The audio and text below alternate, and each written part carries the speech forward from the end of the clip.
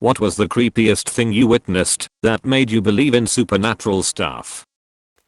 I was riding my bicycle down a narrow path. Maybe 30 meters in front of me was an elderly woman also on a bike. I was going fast and catching up to her quickly. I was a couple of meters from passing her when the path took a right turn and she was out of my sight for a second. I should have been right behind her after I too had taken the right turn. So imagine my surprise when she had just vanished. There was an open field to the left, a highly fenced off area with no gates to the right and one straight road ahead of us. No trace of her anywhere. I know the area well and there is no way she could have been hidden anywhere. This woman just went poof and it puzzles me to this day. That was your previous lap and you're doing a worse time. Hearing a gruff man's voice next to my bed when playing video games with my then current girlfriend. We both heard it. We both lost our shit. I was in my friend's house, built in the 1800s, using the bathroom upstairs, when I had something similar happen. The only working bathroom, renovations, was on the second floor and my friends were all hanging out in the basement. No one else was in the house. The doors in the house didn't cover the length of the opening, as such you could see light, or whatever from the 1-inch space between the bottom of the door and the floor. I heard what sounded like footsteps out in the hall which drew my attention to the door. I noticed her shadows appeared outside the door, as if someone was standing there, blocking the hallway light. I then heard a very raspy, throaty, male voice distinctly say hurry up. It sent chills down my spine, but I thought one of the guys was messing with me, so I just said geez. Hold on. I wash my hands, open the door, and no one is there. At this point I'm angry, because I thought it was a prank, so I go down to the basement and ask who was just upstairs trying to scare me. The kid who lived in the house turned white and ran outside.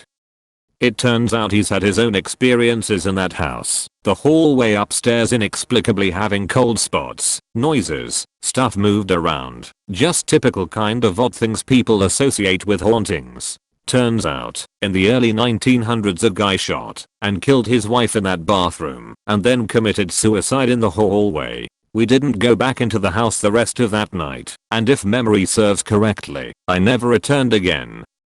But yeah, I know exactly what I heard, and I know exactly how it made me feel, which was completely unsettled and scared. At the last house we lived in, when the bed in the master bedroom was set up a certain way, some nights it felt like a cat or small dog would jump up and settle in one particular spot toward the foot of the bed. I didn't think too much of it, but jokingly mentioned having a ghost cat to my husband one time, only to find out he had been feeling the exact same thing in the same spot. Because of his schedule we slept at different times. If one has to have a ghost, a sleepy pet ghost is a good choice.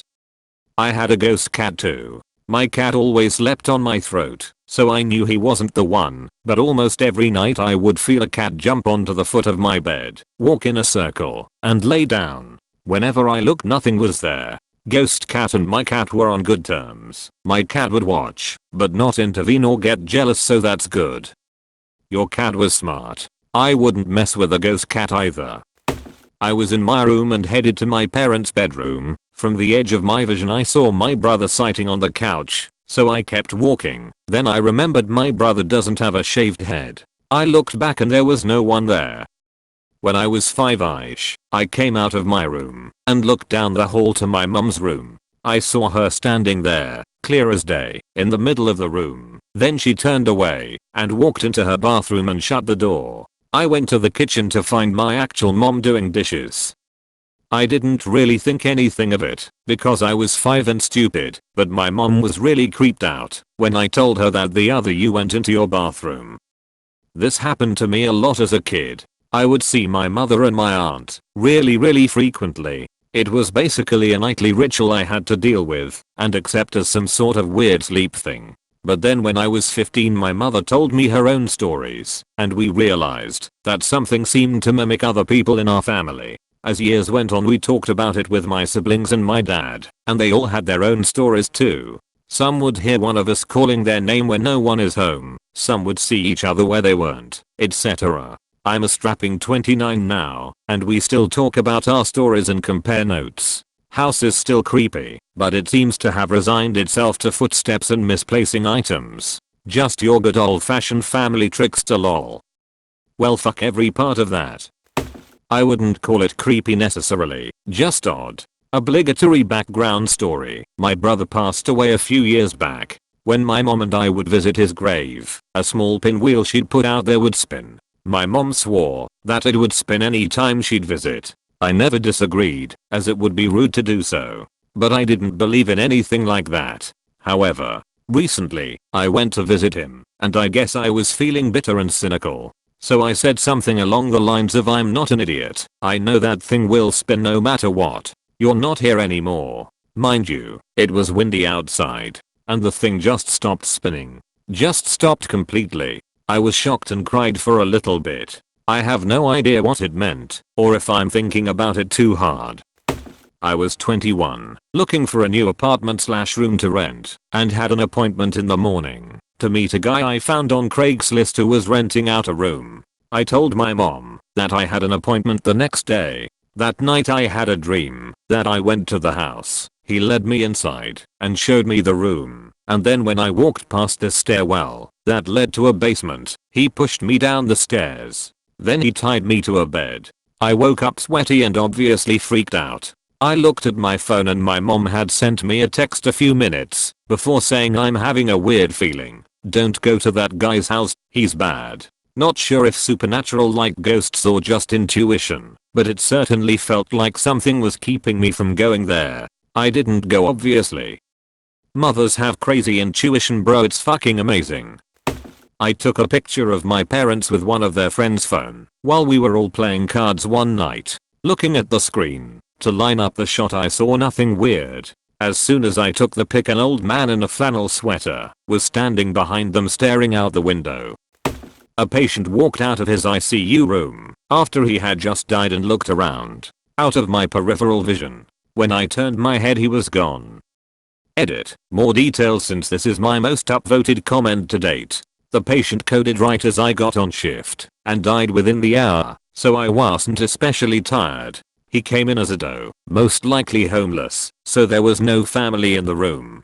I was the nurse, so I was sitting close by, didn't see anyone else go in there, nor would anyone have a reason to except me. The morgue hadn't arrived yet cause post-mortem care was not done. He was staying in the room known to all the nurses on the unit as haunted because the call light would go off or the bed alarm would go off frequently when it was empty. Out of the periphery of my vision I can't be sure, but it did not look like he was wearing a gown. It looked like he had on street clothes. He was a young guy with a big long blonde beard, so it was an easily identifiable attribute. Before I would joke along that room was haunted, now I believe it is. When I was very young, I had an imaginary friend named Samantha. I vividly remember playing dolls and stuff with her and all that kinda stuff. One day when I was like 5 or so, I asked her why she would never be at my mom's. My parents are divorced and have been forever, and Sam's responded with something along the lines, "I can't. Your mother will remember me. Don't talk to her about me." And me being young and stupid was just like, okay, and went back to playing with dolls. So after a while I remembered this when I was out of my imaginary friend stage, and I talked to my mom about it. She got terrified and made me shut up right then and there. After a while longer, we finally talked about it. In high school my mom had a friend who committed suicide. Her name was Samantha. After that I've always believed in supernatural stuff. I have a version of sleep paralysis, so as terrifying as it can be, I'm generally pretty used to waking up to seeing things. I was on a road trip with my friend and we were staying in a hotel off of Route 66. I went to sleep before her, and she stayed up to watch television on her phone. We turned the lights off, and I started to doze off. Every so often, I'd wake up to her panning her phone light to the area in between our beds. After a little while, she got up to go to the bathroom. I woke up once or twice to see a dark figure of a woman standing in between our two beds looking at me. Being exhausted from driving and prone to hallucinating when I sleep, I thought nothing of it. A bit later, I woke up to the sound of a door slamming and my friend crossing the room and climbing into bed. She was laying directly on her side, stiff as a board, staring at me. I yelled, "What the fuck, Mary?" and turned on the light, but there was no one there. My scream brought Mary out of the bathroom though, and I just told her I had a nightmare. Later that night, I woke up again to see the woman standing in between our beds. But this time, she moved over to the desk in the room, seemingly writing something. I quietly said Mary's name, but before I could say anything else, Mary cut me off, asking, "Landon Fontaine, is that you?" We turned on the lights and stared at each other for a minute. She started to ask me what I'd seen, but I cut her off and told her that we were both too tired to get on the road at 3 in the morning and we'd already paid for the room. We slept with the lights on in the same bed for the rest of the night. The next morning as we were driving away, we compared notes. She said she kept flashing her phone light because she kept seeing the shadow of a woman standing between our beds. It freaked her out so much that she went into the bathroom to watch TV with the lights on. She saw the woman walk over to the desk as well. We now both have tattoos commemorating the terrifying road trip from hell. My husband and I were house shopping and were in this 100+ year old house with a realtor. We entered through the front door. Nobody was there but the three of us and nobody was living there at the time. We looked around quickly, spending no more than 3 to 4 minutes before deciding we weren't interested. When we got to the front door to leave, there was a big rocking chair blocking it on the inside. My husband moved it without saying anything. I said to the broker, "How did that chair get there?" She just shook her head indicating she didn't want to discuss it, and we all walked to the car in silence.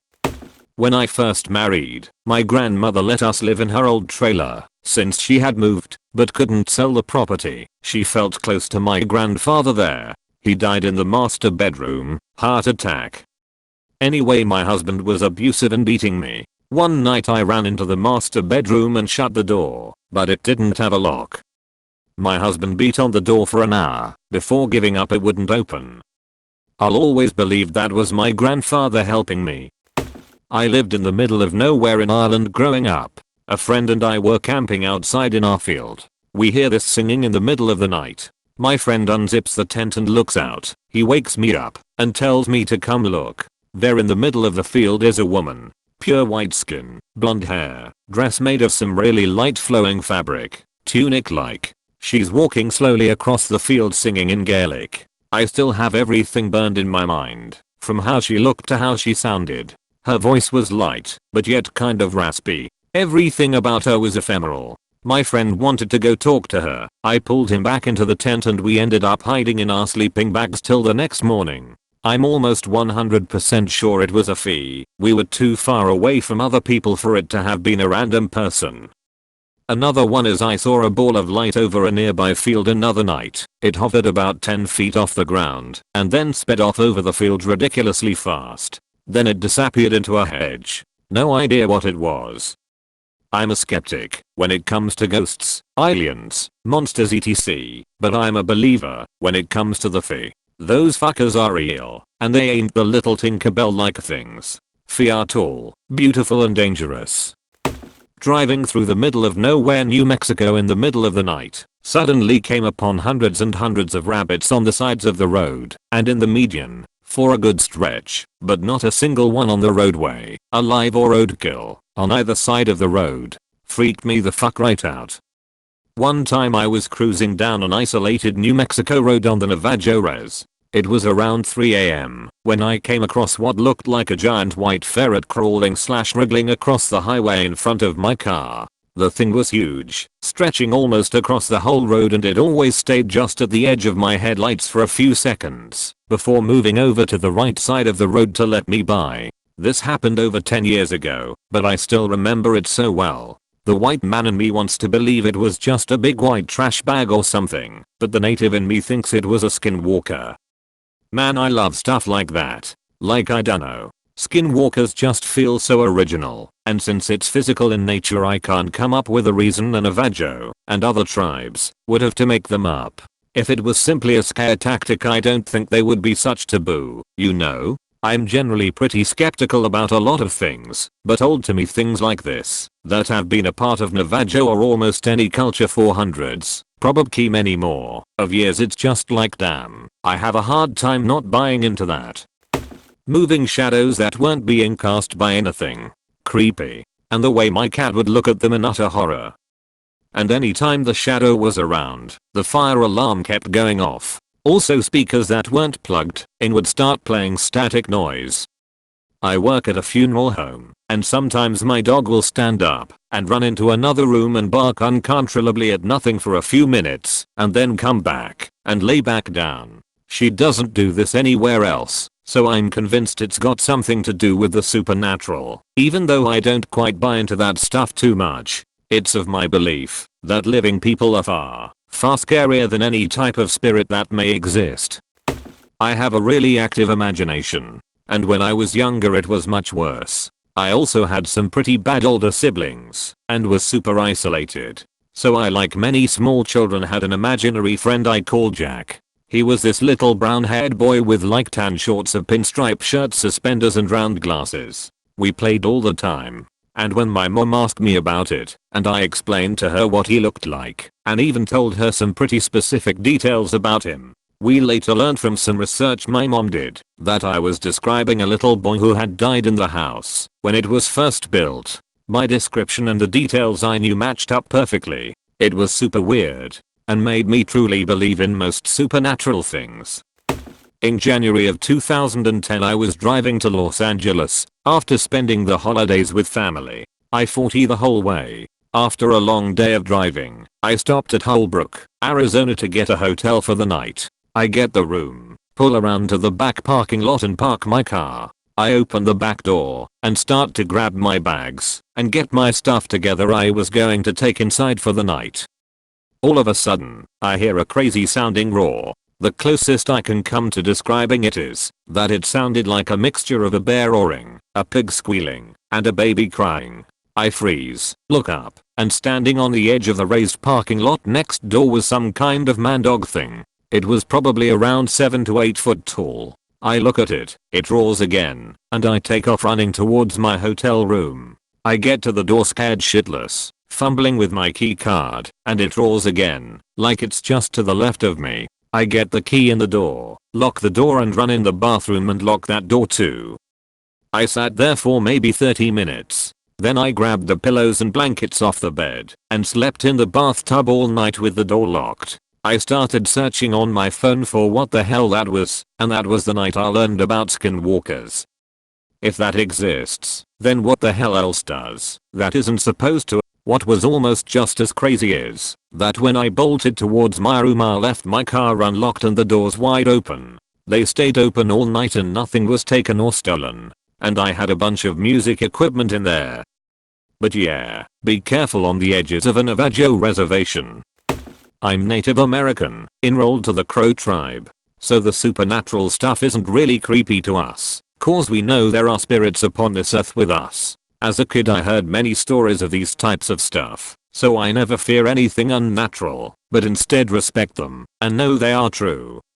Anyways, when I was a kid, my uncles, brothers and I all went fishing one time at Fort Smith Mound. It's a beautiful place to fish and stuff, and a well-known fishing spot. We spent the whole day fishing there from about noon till it was time to leave. The sun was setting, and the sky started turning its grey color. Just as this was happening, my uncle said, "Do you hear that?" And I stopped what I was doing and started listening for something. In a distance I could hear a drum beating in a double beat, the type of sound you'll hear at a powwow, but instead with no song. We sat there for just a minute or two listening. As it flowed with the river the drum gotten louder and sounded closer. My uncle said it was time to go. So we got all of our food that we brought with us and threw it all in the river as a gift to them for letting us fish. I asked them who or what they were, and they told me it was the water people. Usually this type of stuff is creepy and scares one, but it fascinates me, and I love to know these spirits and unnatural things are real and alive. When I was young, probably 10 to 11 years old, I fell sick and my mom let me stay home. I never really slept in my room at that age, always choosing to sleep in my brother's room or my parents' room instead. So as I'm homesick, my mom was tucking me into her bed so I can watch TV, and she was getting ready to go to work. She kisses me on the forehead and turns around and makes her way out of the room. When she turns around, instantly the TV sound faded and became a loud humming sound. My jaw dropped and the most overwhelming sense of dread and fear came over me. I have been chased by big dogs, had my legs stuck while underwater, and been alone in the woods while seeing what I thought was a bear, but nothing has ever come close to the fear I felt in this moment with my mom. I don't even understand what caused it. I know when she turned around to leave, the fear started, and I can't remember even seeing her leave. My entire senses were wiped to leave me with just fear and dread. Jaw wide open the whole time, when suddenly the fear comes to an abrupt head when the closet door to my left opens, and I suddenly could understand what was going on, and that I was scared. Never have I run faster in my life to my mom, who was just about out the house. That wonderful woman stayed home from work because of how shaken I was. She does remember I always told her to close the doors in any room I was in, always scared me, and that the door was open when she remembers closing it. Not sure if this really fit the question well, but I need to know if this has ever happened to anyone. Nothing triggered my fear, and it was the most overwhelming feeling I have ever felt in my life. Then something scary happened which scared me, but the fear was less overwhelming, and I could control what I thought and did. I will never forget this. We have a creepy old, like built in the 1850s, family home that we spent summers at, and it still has many of the original furnishings and those old photos on the walls with eyes that follow you around. My sister and I are convinced it's haunted, because how could it not be? I was sleeping in one of the upstairs bedrooms that has the door to the attic in it, and at around 4 AM the attic door clicked open and slowly but completely opened. I'm a super light sleeper, so the sound of the click woke me up. I sat upright, watched the door open, and then laid back down to sleep, then thought, who am I kidding? I'm never sleeping in this room again, and went and slept with my mom the rest of the night. I was 21 when this happened and 25 now, and I haven't slept in that room since. Dude, fuck that. Buckle up, this is a long one. I went out to my car in the morning to go to work, and there was a thick fog. Smelled smoky but wasn't smoke, just a fog. I looked down the road at the neighborhood, and it was just my house that was covered by this fog. It was odd enough that I went back inside to check the house. It was a split level house with the bedrooms over the garage and family room. I found nothing. I went into the garage, and we had like an office there built by the previous owner. In the office I had a space heater, it was turned on, and there was a Costco sized pack of paper towels in front of the heater. I turned off the heater and moved the towels. I went back outside, and the air around my house was clear as a bell. I always attribute this to a guardian angel protecting my family. Never really believed in supernatural stuff, and this is the only instance in my life that came close. I fell asleep on my friend's couch in the basement. Something ran into the couch and I immediately got up and ran upstairs. His kid was like 5 months old and fast asleep upstairs. He didn't have any animals. When I got upstairs, his other friend was asleep on the living room couch. Him and his wife were upstairs asleep. I laid down on the other couch in the living room and no one else ever came up from downstairs. Him and his other friends also experienced odd things happening in that house, like the trash can lid moving by itself. I had a family member killed in a car accident. My family had several friends, volunteer of course, on their hands and knees for days trying to find items lost in the crash. A week later nothing was found. 2 rings, her keys, and some other things. The day they stopped searching, I didn't know, because I was in the basement sleeping. I had a dream of the exact places everything would be, spread out about 20 to 50 yards in a farmer's field and part of some woods. She was the passenger in the back seat and her boyfriend was a known street racer. Lost control around 120 and got T-boned by a Tahoe going the other direction. She was the only one that died. Like, exact place, same color grass, trees, bushes, thorns, etc. I went to go try and find the missing items, and about 10 minutes later I found every single item in the exact place I dreamed. To this day I cannot explain it. My grandparents' house was a very active location. It was built in the early 1900s. There is an elderly man there who you can visibly see a lot. Sometimes he was at the bottom of the steps going down to the basement. There is a younger woman who is seen on the second story. We think this is his daughter. Doing research on the house. She passed away around 17 years old of tuberculosis. Their last names were Whitaker, if I remember correctly. We have seen stuff move. We saw a picture frame lift up from the wall and fall to the ground a couple feet out once. When my mom was a kid, she saw the two front chandeliers swinging in exact sync. A lot of the activity tends to happen when there is a lot of people there. So maybe they just don't like all the commotion. Oh, and the night my other grandmother died, I was probably 8 or 9. I apparently told my mom that Mamaw had been sitting on the end of my bed and told me she loved me and then got up and left. She had died that night. Early 2000s, 13 years old. House phone with no caller ID. I was home alone and had locked myself in my parents' bedroom to feel safe when I received several phone calls from a stranger with a gruff voice.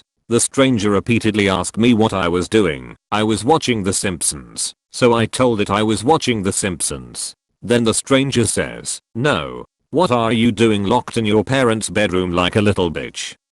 I freaked out and phoned my family for help. Brother, stationed states away. Parents, 3 hours away. Sister, 2 hours away. Cousin who lived with us, at work for another hour. Whatever is calling and knows my specific location and that the door is locked is calling in my perfect isolation. As an idiot 13-year-old, I don't think to call the police. My family says it's fine. No one is after me. Probably just a prank call.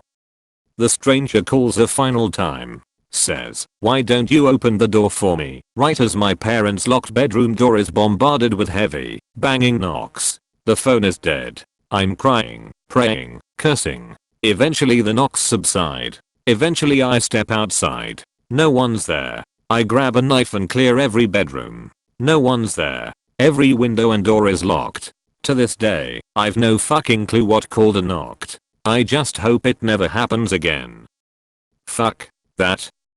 This is the worst one.